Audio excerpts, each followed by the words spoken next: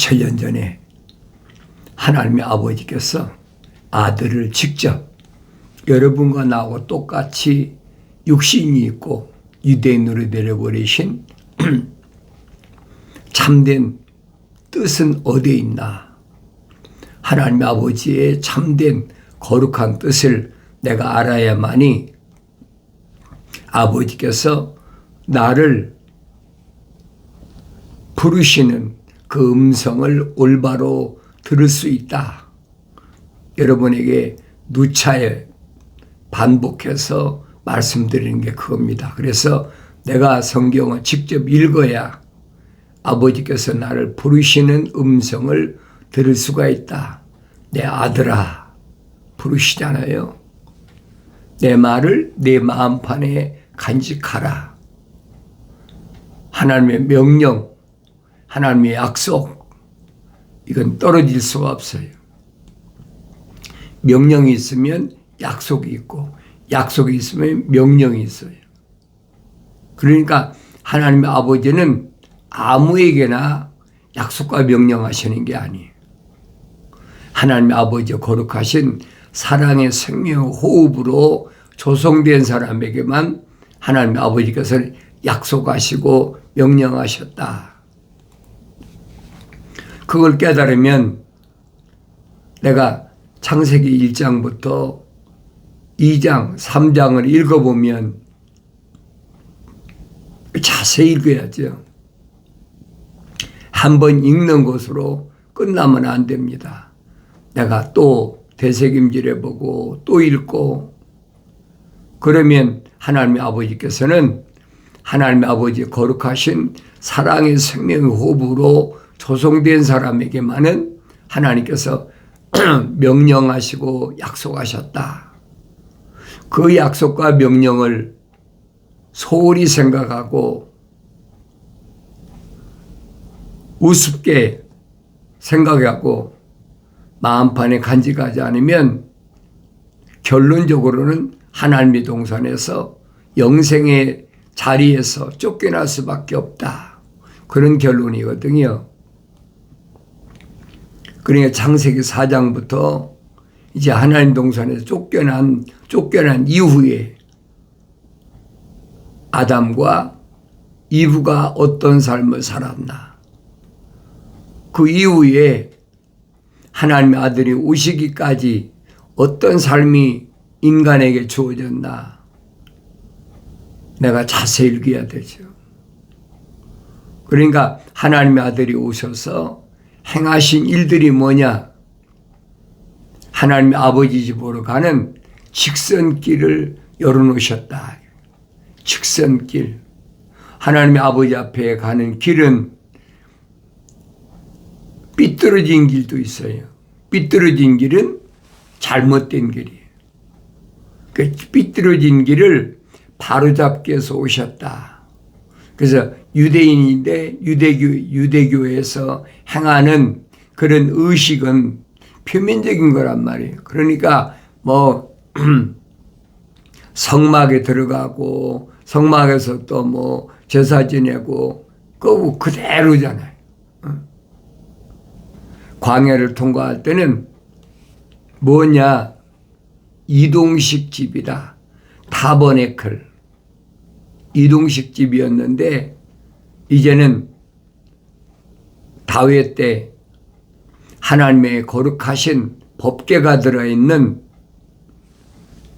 영원한 집을 지켰다. 말로는 영원한 집을 지키려 원했지요. 그 생각이. 그런데 다윗은 어떤 사람이었습니까? 천사가 뭐라고 그럽니까? 너는 피의 사람이다. 그랬잖아요. 내 손에 피가 있다. 하늘 아래 전쟁 안 한 사람이 어디 있습니까? 남자인데. 그런데 자연인을 전쟁에서 죽였다고 내 손에 피가 있다는 얘기가 아니거든요. 무엇 때문에? 육신의 정욕, 안목의 정욕, 생애 자랑 때문에 내가 유대인의 왕이다. 이스라엘의 최고 권리자다. 권력자다. 그러니까 자기 백성들은 전쟁에 나가서 전쟁하는데 예루살렘에서 성경이 그랬어요. 자다가 일어났다. 저녁 때 일어났다. 그게 낮잠 잔 거죠. 낮잠 잤다는 말은 나태했다는 얘기. 자기 백성은 전쟁에 나가 전투하고 있는데, 근데 옥상에 올라가 보니까, 해질 무렵에 옥상에 올라가 보니까 어떤 여자가 홀딱 벗고 목욕하는 모습을 보니까 욕정이 발동했어. 그러니까 다윗이 사는 집에 가까이 있는 그런 사람은 다 누굽니까?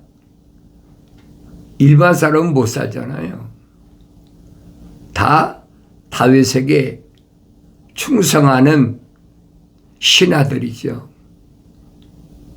그러니까 우리아라는 신하 아닙니까?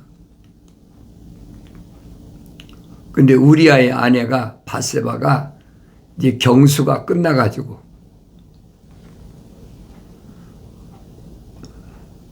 목욕을 하는 모습을 보고 욕정을 느낀 거예요. 오늘날 같으면 뭐 우리가 샤워 시설도 있고 우리 좀 옛날엔 그런 게 있습니까? 저녁 때니까 어두컴컴하니까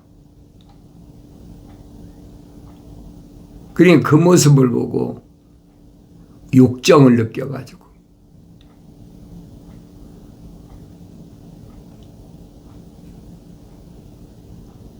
다윗은 성령 받은 사람이에요. 우리가 잘 알잖아요. 그런데도 욕정을 참지 못해가지고 그 여자를 데려와라. 왕이 말이 절대적인데 누가 거역하겠습니까? 그러니까 그 여자를 데려왔는데 우리아의 아내인 거 알지요? 동침했다. 어떻게 되겠어요? 여러분 율법이 보세요. 어떻게 되겠나? 말도 안 되는 얘기죠. 그런데 육신적인 권력의 힘으로 그 여자가 무슨 힘이 있습니까? 그러니까 임신했다. 그 죄를 감추려고 남편이 전쟁에 나갔는데 여자가 어떻게 혼자 임신합니까? 그러니까 우리아를 불러들여 가지고 교묘하게 전쟁 상황을 묻는 척하면서 오늘은 내 집에 가서 아내와 편히 쉬다 가라. 얼마나 평범한 얘기입니까? 그게 너무나 자연스러운 거예요. 그런 거 보면. 근데 우리 아는 아니잖아요. 아닙니다. 근데 뭐 왕이 명령하니까 일단은 다윗 앞에서 물러나서 왕궁에서 떠나지를 않는 거예요. 그러니까 다윗은 이제 그걸로 끝난 줄 알았죠. 그러니 하룻밤을 자고 났는데 왕궁을 지키는 병사들이 우리아가 어젯밤에 왕궁 입구에서 잡고 자기 집에 가지 않았습니다. 바로 옆인데 안 갔다는 거예요. 그래서 다윗이 마음이 이제 급해졌죠. 그러니까 왜 안 갔느냐? 우리를 불러서 물으니까 내 형제들은 전쟁터에 전쟁하는데 내가 편안히 집에 가서 아내하고 즐길 수가 있겠습니까?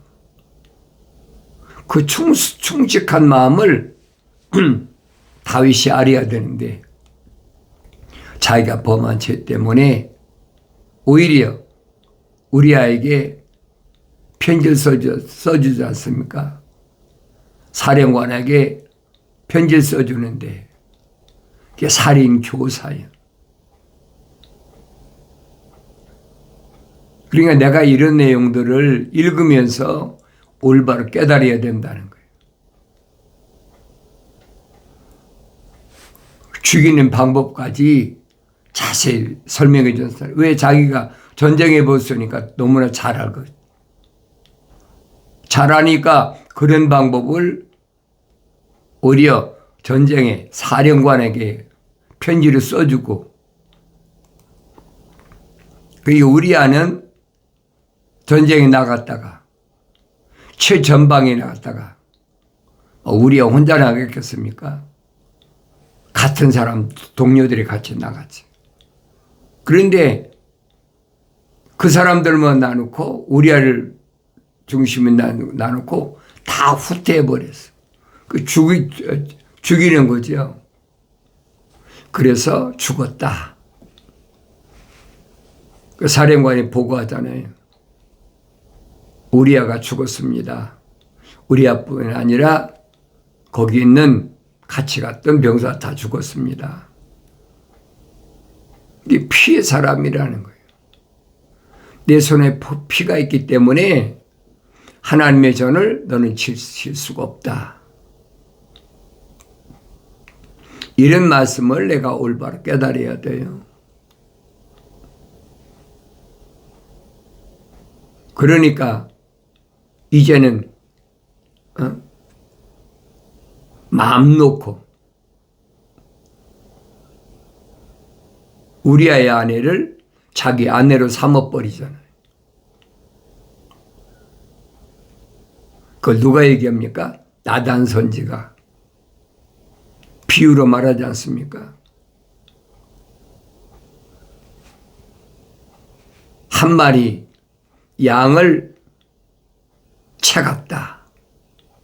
자기는 많은 양이 있는데, 그러니까 다윗이 노발대발하면서 그러면 당장 죽여라. 나단 선지가 뭐랍니까? 당신이 그 사람입니다. 이런 말씀이 뭘 나한테 말씀하는지를 깨달아야 돼요. 나단 선지가 왜 비유로 그런 말씀을 하셨나? 다윗이 나단 선지 앞에 무릎을 꿇고 내가 잘못했습니다. 용서를 빌잖아요. 그런데 이미 나단 선지는 이로 인하여 네 집에 피비린내가 일어난다. 징계가 시작된다는 거예요. 얼마나 무서운 말씀이에요. 하루아침에 징계가 시작된 게 아니잖아요.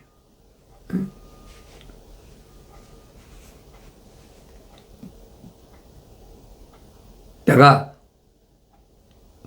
하나님 말씀을 자세히 읽어보면 징계가 뭘 의미하는지를 깨닫게 돼요. 내가 사랑하는 자마다 책망하고 징계하노니 그러므로 열심을 내서 회개하라. 그 말씀은 그냥 한 말씀이 아니에요. 내가 사랑하는 자마다, 그랬죠? 하나님 아버지 거룩하신 사랑의 생명호흡이 들어간 사람은 하나님께서 반드시 책망하신다는 거예요. 뭐 때문에? 계명 때문에, 율법 때문에. 누구보다도 계명을 중요시하고 누구보다도 율법을 중요시했던 다윗도 태양이 지고 어둠이 깔리니까 잘못 볼 수가 있다는 거예요. 그러면 순식간에 사탄 마귀가 뒤집어 버리잖아요. 그 육신의 정욕, 안목의 정욕이란 말이에요. 나는 이스라엘의 왕이다. 생애 자랑이지요. 하나님 아버지께서 자기를 왜 한낱 베들레헴의 들에서 양치던 목동이었던 자기를 왜 왕으로 삼으셨나? 그 잊어버린 거 순식간에. 그러니까 정신 차려라. 사도들이 똑같으니 정신 차려라. 한눈 팔지 말라는 얘기예요. 나한테 주시는 교훈이 뭔가 하는 걸 내가 날마다 하나님 말씀 읽으면서 깨달아야지요. 예수님께서 사마리아를 가시려고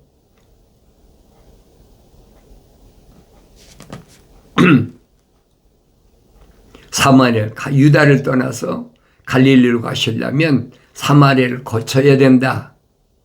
그래서 주께서 야곱이 자기 아들 요셉에게 준 땅에서 가까운 수칼이라는 사마리아의 한 성읍에 도착했다. 그걸 우리는 수가성이라고 그러잖아요. 원이름은 수칼이라는 야곱이 우물을 팠던 곳입니다. 거기에 야곱의 우물이 있더라. 예수께서 여행으로 피곤하심으로 우물 곁에 그대로 앉으셨는데 때는 제 6시쯤이더라. 여기 6시라고 그러니까 우리는 그 시간을 모르잖아요.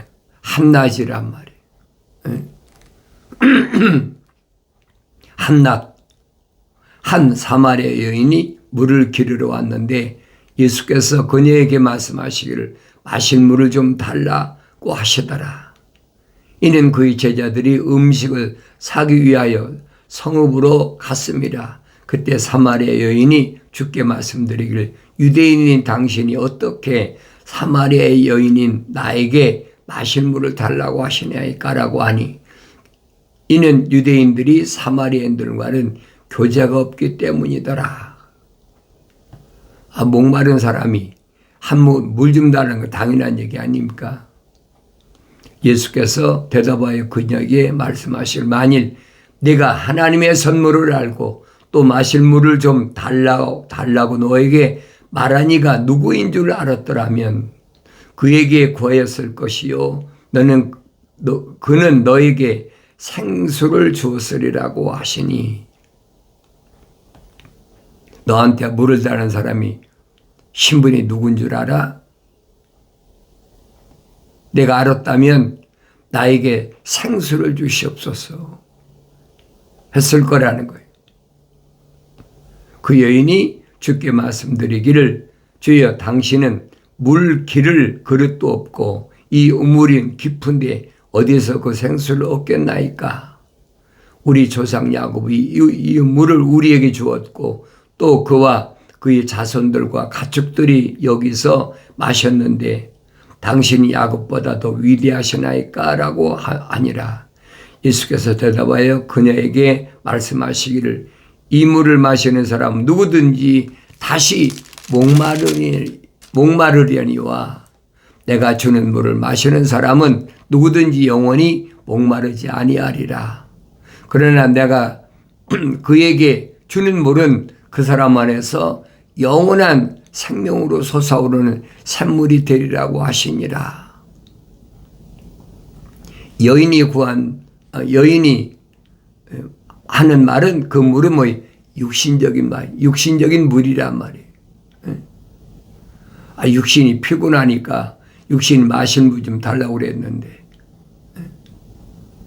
북이스라엘 그 남유다 사람들이 서로 상종을 안 하니까 우리가 성경 읽어보면 알잖아요. 왜 이런 일이 일어났나? 그건 어디서부터 시작됐습니까? 다윗에서 시작된 거예요.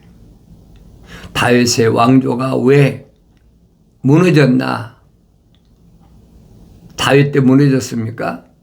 아니잖아요. 아들 바세바의 몸에서 난 솔로몬으로 인해서 무너졌다. 북이스라엘과 남유다가 갈라졌잖아요. 뭐 때문에? 계명을 어긴 것 때문에 그 징계가 얼마나 엄청난 거 알아야지요. 그러니까 권좌에 앉았다고 그래서 내 멋대로 하는 게 아니란 말이에요. 여러분 시편 읽어보세요. 다윗처럼 위대한 인물이 어디 있습니까? 그러니까 유대인들은 2000년 전에 하나님의 아들이 오셨을 때도 다윗이다. 다윗이 우리 조상이다. 아브라함이 우리 조상이다. 그런 사람은 내세우잖아요.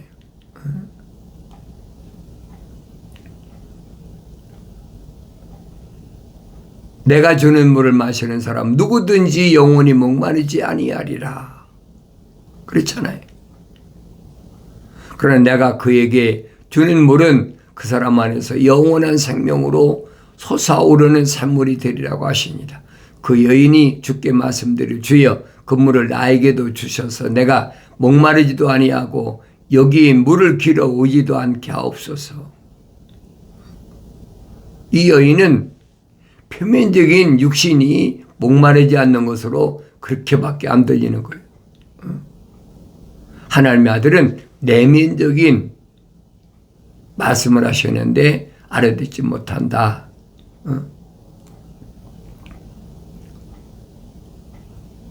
예수께서 그녀에게 말씀하실 가서 네 남편을 불러 이리로 오라고 하신다라.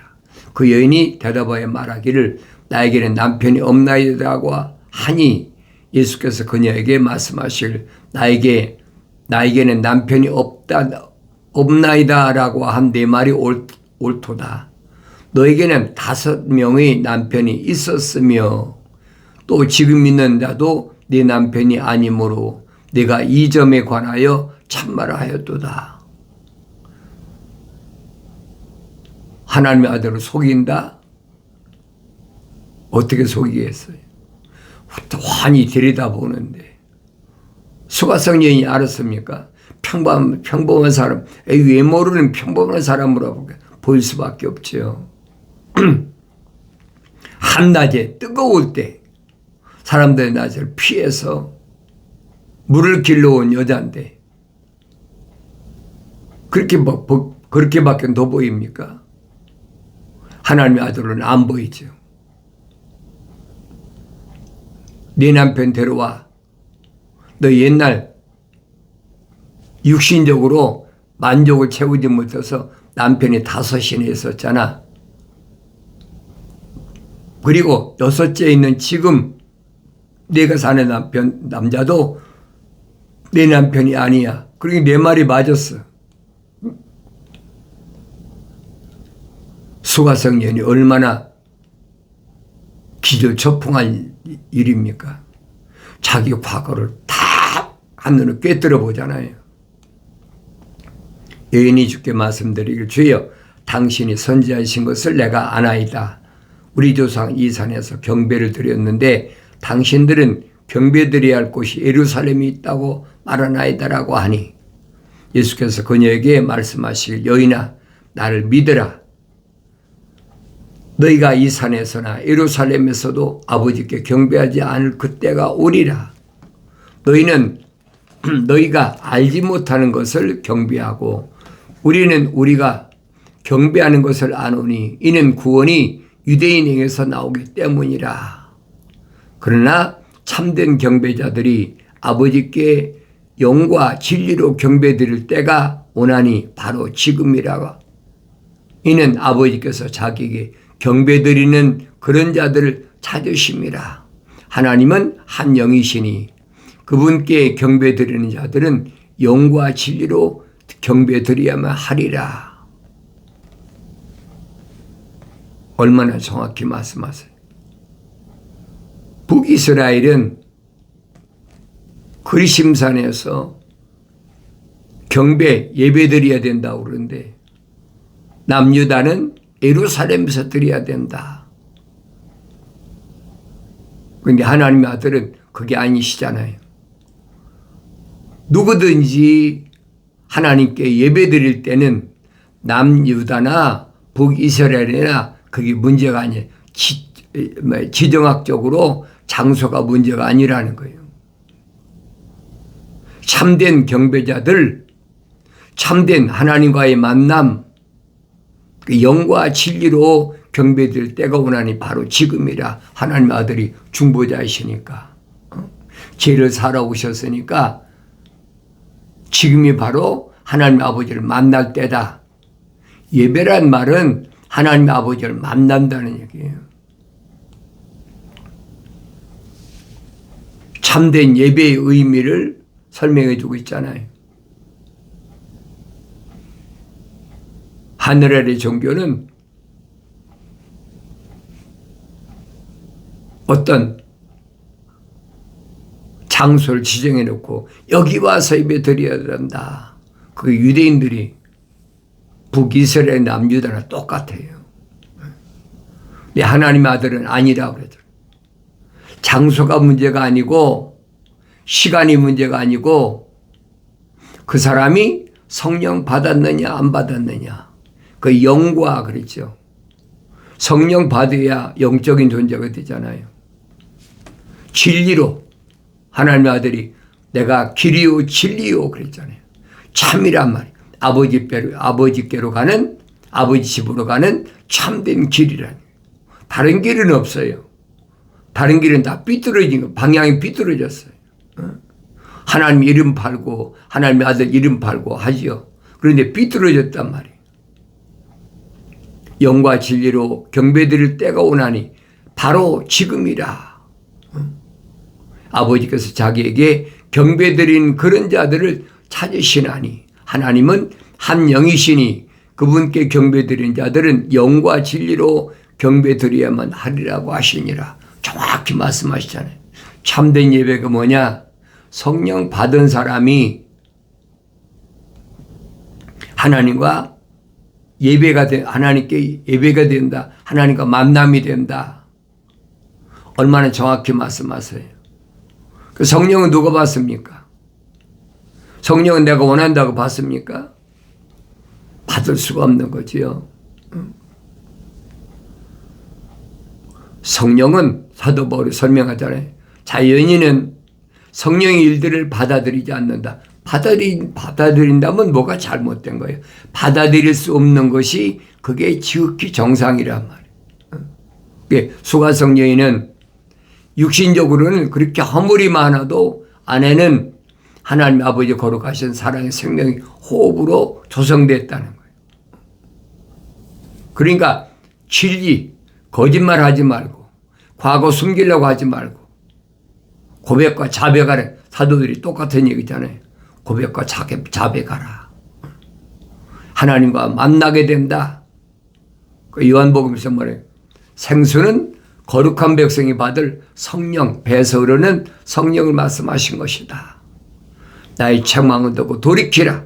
보라, 내 영을 부어서 내 말들을 알게 하리라. 약속하신 말씀은 그리스도 예수 안에 있는 생명의 성령의 법이 죄와 사망의 법에서 나를 해방시키기 때문에 아름답게 하나님의 아버지 거룩하신 뜻이 이루어지는 줄로 믿습니다.